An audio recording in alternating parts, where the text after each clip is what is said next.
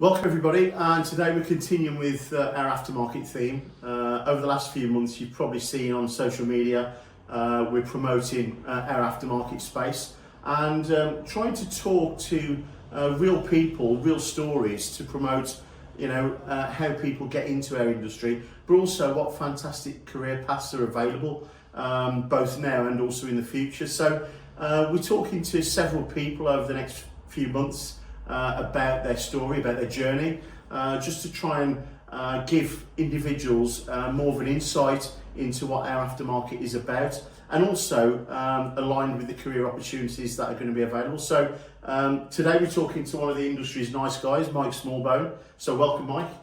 Thanks, Glenn. Lovely to be here. Brilliant. And so today we want to talk to Mike. We want to talk to him about his story, how he got into the aftermarket, and also just to throw a little bit more light on, the way that he sees the industry moving as well in the future, with the opportunities that are coming in the future. So, Mike, where did it all start for you?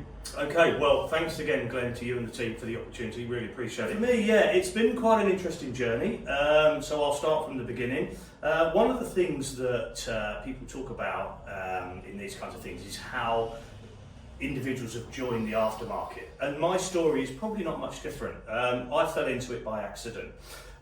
Which to me is okay. Falling into it by accident is great, and we've seen some brilliant people come through. So for me, let people fall in by accident. But what we can't do is just have that in isolation. We've got to be proactive, and that's something we can talk about later. So my journey, back in the day, I've been in the industry 46 years.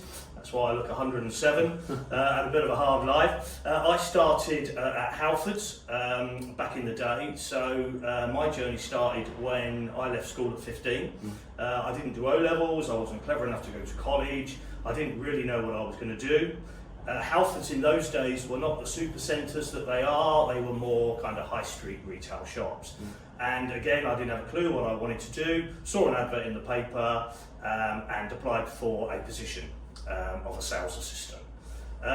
Back in the day, I was quite a nervous kind of guy. I had a stutter, which is a stammer now. It seems to be an American terminology. So I struggled with my own confidence. So for me, it was much more challenging. I managed to get an interview. I went up to Halfords, and there's a bit of a story. But I want to tell this story because there should be no exclusion for anybody wanting to come into the aftermarket supply chain. When I went for the interview, I didn't actually go, I bottled it. I couldn't do it, so I walked away, pretty much devastated, went home. My mum said, "What's happened?" I said, "I couldn't do it, Mum, I just couldn't do it." So she said, "Well, okay, let me ring up." Spoke to the guy, Fred Vincent was the manager, my son couldn't do it, a bit of a stammer, one thing and another. Will you give him a chance? And the ironic thing is, he said, "Yes, bring him up tomorrow and we'll sit him down." Yeah. And for me, it was quite a thing early on around giving somebody a chance that couldn't have maybe have gone in, and I don't know where I would have ended up. So went through 4 years at Halfords, absolutely loved it. Then went into motor factoring, joined a company called Cathcart Automotive Limited, was there for 18 years, man and boy. Enjoyed probably 17 of those 18 years. Met some fantastic people. Steve Jarnett is one that I know, who you've interviewed already. People like Chris O'Mahony, these kinds of guys that kind of really helped me develop my career. So love that. All the motor factory side, branch manager of the year 3 times, all the rest of it. A bit of a potted story. Then went on to work at All Parts Automotive. And I suddenly realised the difference between motor factoring and parts distribution. I thought, what could possibly be different? It's a fulfilment role. We answer the phones, we sell car parts, we put them on the backs of vans, and garages fit them. What could be so diverse? The difference was the sheer volumes that we were dealing with at All Parts, but also the culture that was running through that business. And that business was run by a guy called Mark Darville, great guy, and Mark's now running a successful independent garage called Hillclimb Garage in High Wycombe. So became head of sales at All Parts Automotive. Again, met some fantastic people, some of them are still lifelong friends. And then my journey took me to the UK Parts Alliance, based in the West Midlands, where I was asked to, along with Roy Rogers, ex-Unipart, develop a garage concept, which we did, called Alliance Auto Centre. And part of my role was to work with some of the industry big boys, the Andrew Pages, the Central Auto Supplies, the Campbell Auto Factors, these guys. But again, it was another development in my career that I needed all my parts knowledge for to be able to kind of pull myself through, really. So I did the UK Parts Lights, which was absolutely fantastic. And then I got offered the chance to work for one of the leading trade associations in the UK. And thanks to Laurel Clark, again, it's not kind of what you know, it's who you know. So Laurel spoke to Wendy Williamson, who was CEO at the time, and ultimately I went there and developed the IAAF business as head of membership. And then towards the end of 2022, I think you just get to a time in your career where maybe your race has run, and it was just time for me to do something else. So at the ripe old age of 59, I left and thought, what am I going to do now?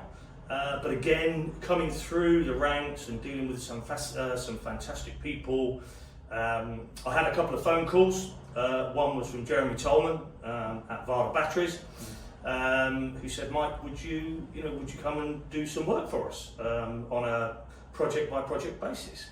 Neil Lloyd Williams at Lucas Oil, exactly the same. And I kind of instantly found myself in a position thinking, do you know what, I can do this. You know, the boy who left school at 15 with nothing, who's come through, I can do this. So I set up Aftermarket Business Solutions, which is quite simply providing solutions to businesses in the automotive aftermarket. And touch wood, that's still going very strong today, and I'll be able to maybe shed some light on that a little bit later on. So tell us, Mike, it's a fascinating story, you know, and we see it so many times, you know, where, you know, people have fell into our industry, and we don't want to stop that, but we want to try and promote people to actively join, you know, sort of our space as well. But, you know, what makes the aftermarket so, you know, obviously there'll be a lot of people watching this that are not necessarily from our own space. So it'd be good for you just to explain a little bit about that space, but also what you find most infectious and why you've stuck, you know, within the industry for as long as you have. Yeah, okay. Well, I think the first thing is we make an assumption that people know what the automotive aftermarket is. And actually, why would the person in the street know what the aftermarket is? And I do a lot of work with colleges, again, working with Varta, working with Osram, doing a bit with Comma, where we go and we explain the difference between the vehicle manufacturers, because we you know, it's very difficult, and we must be careful not to make those assumptions between the vehicle manufacturers, the OEs, and the aftermarket. When we talk about the aftermarket, which comes on to your question, the reason I'm so passionate about it is because of the people. You know, the people in this space, you know, I'm sure it can be said for other industries, but I can only speak for what I've found across the journey that I've had in 46 years. The people are what make this industry so special. What also makes it so special is the diverse roles that are available, and that might be something that we'll touch on later. But, you know, what we mustn't do is pigeonhole people into thinking the aftermarket is about solely fixing cars. Yes, the independent repair garages, absolutely, they're a fundamental piece, but the aftermarket is much more wider than that, and that's why I think we need to spread this message far and wide. And I really applaud what you and the team are doing here. But we've got to make that. We've got to really, really push that message on, I think. I mean, I think, you know, we've known each other, you know, forever. Yeah. And seems like it. You know, you're in your late 50s. I'm in my mid 50s, and you kind of sort of, you know, part of what's driving this for us is I'm looking sort of over my shoulder and, you know, looking at, you know, what's coming through and from where. And, you know, I guess we're trying to give a little bit back, really, you know, by, you know, sort of sharing stories and our experiences. You know, the aftermarket has been, you know, good to me personally. You know, I've developed a good career, good business out of it. But so have many other people. You know, and I think it's important that we tell those sort of success stories. I mean, you know, sort of developing your career from a 15-year-old lad, you know, with you know, speaking, you know, problems and nerves, you know, to where you are today. You know, I'm sure, you know, I mean, what do you feel, Mike, from your perspective, what do you feel the aftermarket has sort of given you? It's given me everything. It's given me a career, it's given me a good standard of living. As I've said, it's given me job diversity. I've met some unbelievably fantastic people, like I've said, that have become lifelong friends. So it's given me all these things, and right back to those very early days, it gave me a chance. You know, and again, I mentioned that name, Fred Vincent. You know, he gave me that chance. If I wasn't given that opportunity, who knows where I would be today? And I just hope that people running garages, motor factors, suppliers, recruitment companies, all the rest of it, give people the chance, because there's a fair chance they may stay with you, and that longevity will seriously help that company as they go forward. You know, two questions really. The first part of the question is, if you were sort of, you know, broadcasting to, you know, people that are working on the peripheral of our industry, and when I say peripheral, I'm talking about, you know, lots of other industries mirror what the aftermarket does in a fashion. So for example, the electrical wholesale market, you know, we have electricians, we have electrical wholesale, we have manufacturers. Some of the brands are very similar to what we've got in the aftermarket. If you were talking to, you know, someone on the peripheral of our industry, what would be most appealing about joining our space, in your opinion? For me, I think again it comes back to these diverse roles and the choice. And we're in an industry that is moving at pace. It's moving at pace. I kind of sometimes liken it to the human body, which may sound a bit crazy. The human body has been around for a zillion years, and the human body is the human body. Yes, medicines and the research that goes into it is moving. But if you think about a car, you know, the car's been around for 100 plus years and didn't do a lot for the first 70, 80, 60, whatever the number is. But now if you think about that space, well, that car is evolving at such a space, at such a pace. So if you're interested in open heart diagnostics, plug and play solutions, because we don't hit everything with a big club hammer these days. I'm just talking from the technician side of it. So, you know, yes, the industry, you know, it's still a little bit dirty, garages are, because that's just the nature of the beast. But, you know, it's moving at such a pace. So for me, we've got to be talking to, you know, intellectual people when we're looking at diagnosis of vehicle problems. You know, we talk about DOIP, diagnostic over internet protocols. You know, these are the things. A lot of the learners, we'll call them, leaving school today, were born, you know, with a mobile phone in their hand. Absolutely. Well, so how do we tap into that? Well, the modern motor vehicle, and it's been mentioned a number of times in previous interviews, you know, we're driving computers on wheels. So we've got to tap into those people. Say, actually, our industry offers all of this great stuff, not just hit everything with a big club hammer. Absolutely. And you know, with regards to, you know, you've touched on it there, you know, the modern disciplines, as a recruitment company, we're seeing those come into play, you know, a lot more. And I think that, you know, factors, distributors, suppliers, even manufacturers now, you know, are having to change the way of, you know, the way they think, the way they approach, the way they recruit. You know, everything's kind of changing in that fashion. I mean, we're seeing a lot of, you know, roles coming through, you know, outdoors with things like, you know, social media, you know, marketing communications, data, you know, SaaS platforms, you know, that are self-sufficient. So, you know, are you sort of, you know, what are your views on the sort of more modern disciplines that we see now? Do you think that's important for our businesses to start recognising that and start tapping into that? I think it's absolutely crucial. Again, because, you know, we're a modern, evolving industry and sector, and that's going to require, you know, those kinds of candidates to come into the space and to continue their careers, because, you know, you could liken it to a sales bucket, you know, and, you know, is the hole at the bottom bigger than the hole in the top? And we could spend, you know, and you'll know the cost far greater than me, you know, pulling people into a particular job role and or function is costly. And once we've got them there, how do we keep them? You know, with regards to, you know, sort of characters, I mean, obviously, you know, the aftermarket, you know, in my era has always been sort of full of characters. I mean, you know, and that's been a big draw for me, you know, working with people that are big, large and life characters, that's always been the draw for me, personally, you know, both, you know, inside recruitment and external to recruitment as well. So do you think we'll see a continuation of the next generation of characters coming through, and what's your vision there, you know, of what you feel is going to be coming through in the future?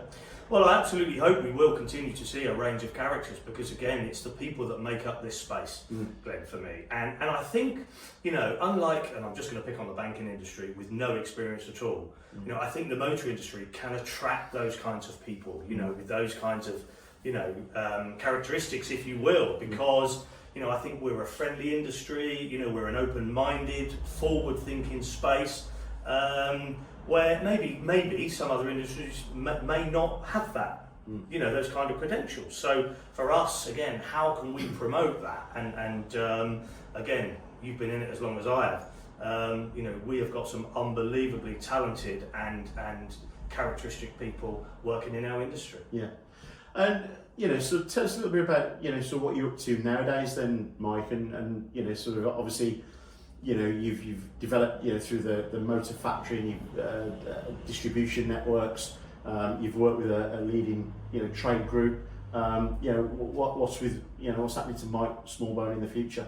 Well, it's interesting. So I'm actually 62 now, Glenn. So I guess my exit strategy somewhere over the horizon. But you know, if I can do it for another 5 years, at least, would be great for me. I've got some great plans for next year.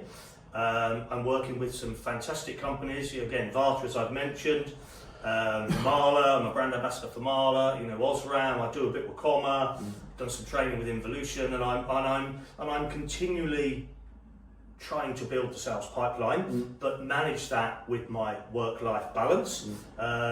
So without giving away any trade secrets, got some great little projects and initiatives that we're working on next year. Again, I'm, touch wood, reasonably confident that we'll be able to push on. So we've seen a 62-year-old Mike Smallbone today. If you could 107. If you could go back to Mike Smallbone, 15-year-old, what sort of advice would you be giving him with the experience you have now? That's a very good question, and probably a difficult one to answer. Apart from, I don't think I'd change a lot, Glenn, because the industry, you know, like yourself, has been good to me. You know, and I could have been derailed right from the first sleeper, but I wasn't. And I think it's about, and this is one of the things I used to say to the sales teams that I ran, whether it was at Kafka or at All Parts, it's all about knowledge and attitude. And those are the two words that I think we should focus on. Because actually, if people haven't got the knowledge, it's no massive drama. We'll train them, we'll develop them, we'll coach them. It's all around attitude for me. And if you've got the right attitude to learning and developing and working with people, for me, that was the first starting point. You know, we'll teach you, we'll make sure you can be the best you can ever be, with the schemes and programs that we had. So for me, I don't think I'd change a lot. My advice to people would be, come on into Planet Aftermarket. You know, come on to Planet Aftermarket because of all these diverse jobs, these roles, these functions, and the fantastic people and career paths that we've got in the space. Yeah, come talk to us. Yeah, exactly, absolutely. So, you know, you spend a lot of time in colleges as well. You know, talking to youngsters. What's the general feel, you know, out there in your experience and viewpoint from, you know, sort of the younger generation right now? Again, I think there's a misconception of what the automotive aftermarket is. So we talk about that quite extensively. I think some of the learners are probably there, if we're being brutally honest, because mum and dad has maybe told them to go. Mechanic is an outdated commodity. I think we've got to refer to people, and I always do. They are vehicle technicians. You know, it's about technicians, not so much mechanics these days.